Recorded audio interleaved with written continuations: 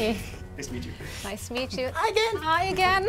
It's been a while. How you guys be doing? Great. Very good.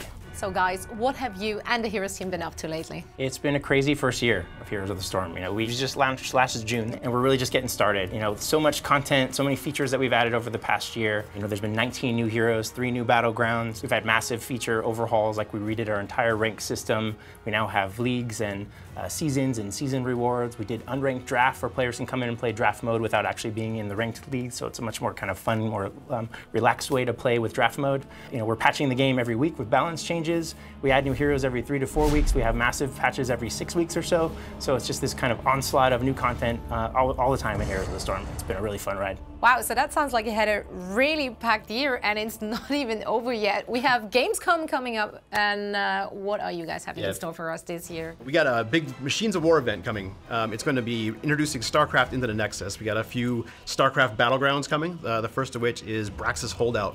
This takes place on the junkyard planet of Port Sion, where the Terran and the Zerg are meeting each other. Players are actually going to be building up Zerg forces and holding pens and unleashing them in just a ravaging wave of destruction upon it. It's going to be a blast. And then the other one is a Warhead Junction. Yeah, so Warhead Junction, the fantasy of that one was really about trying to capture what it's like to be a ghost in StarCraft 2, and specifically a ghost who's nuking things.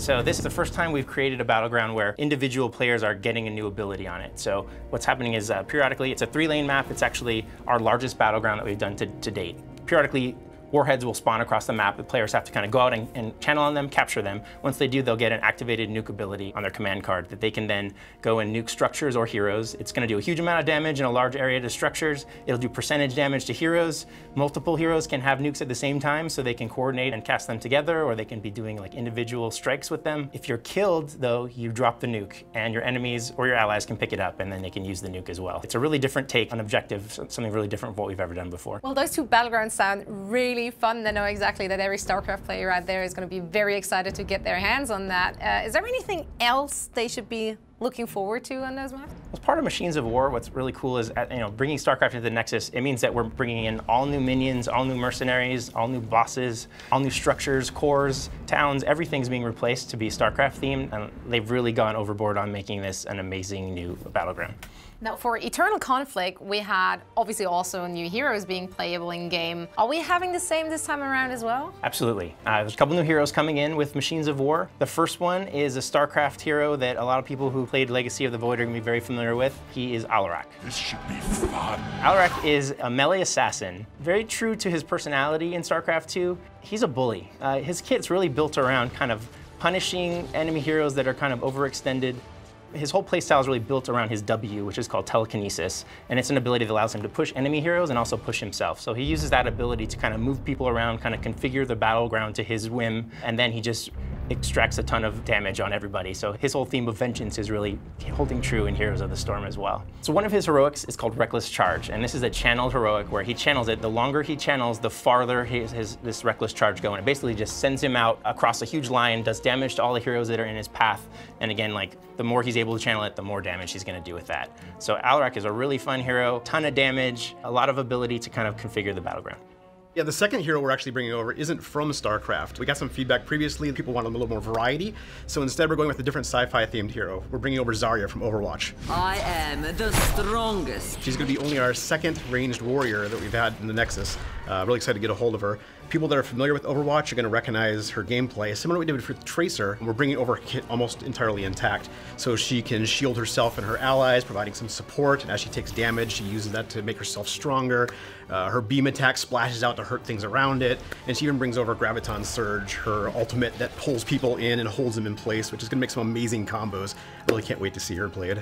Neither can I, and I personally can't wait to actually play that content myself. When will I be able to do that for the first time? The very first time is going to be at Gamescom. So Machines of War is going to be playable at Gamescom. Both battlegrounds will be there. Both heroes will be there. That'll be the first time in the world anyone's got a chance to play that stuff. So we're really excited to get in their hands and get their feedback on it. And when can the rest of the world expect the content who isn't as lucky to be joining us at Gamescom? They're going to have to wait a little while for it, but Emphasis on the little, because it's actually coming just a couple weeks after Gamescom. So the Machines of War will start just a few weeks after Gamescom. It'll go to PTR, then it'll be released, and we're actually going to bring out both battlegrounds in pretty much rapid succession this time. So again, we got feedback from last time that the Eternal Conflict was a little long and stretched out, and they really want some concentration to this, so we're going to bring them the battlegrounds and the heroes in a pretty short order right after Gamescom. So that's a lot of awesome content coming our way with Machines of War now. Anything else you want to spoil us with outside of that? And I already sound spoiled if I'm asking for more, really. There's a brand new legendary skin coming along with Machines of War, and this time it's Kerrigan getting the love. Hail to the Queen. And for people who don't know, legendaries, we do all new VO, all new effects, and Kerrigan, because of her kit, she's getting a lot of goodies with this. You know, her Ultralisk is getting completely redone, her Zerglings are getting redone. It's just a really cool take on Kerrigan. It's kind of a ghost version of the Queen of Blades, which is totally fun and very StarCrafty. So really, really good new addition. So I think people are really going to enjoy our legendary skin for Kerrigan. I've got something awesome to share too. We're going to be introducing awards at the end of matches as they come up. So players will actually be able to earn most valuable player and up to 4 other awards at the end of every match based on their individual performance. We've been trying to find ways to highlight individual gameplay and really call out the players that are doing great. And this is something I'm very excited about. You don't even have to be on the winning team. If you're on the losing team and you did great, we're still going to give you that little call out. Well, that all sounds great. Now, is there anything on the horizon for our competitive players? Oh, definitely. Our first European Fall Regional is actually taking place from August 17th through the 19th, and that winning team will go on to BlizzCon. We'll be competing in the Fall Global Championship for a piece of that $1 million prize pool. There is definitely a lot of awesome stuff coming our way, and I can't wait to try it out. At Gamescom, will I be seeing you guys there? Definitely.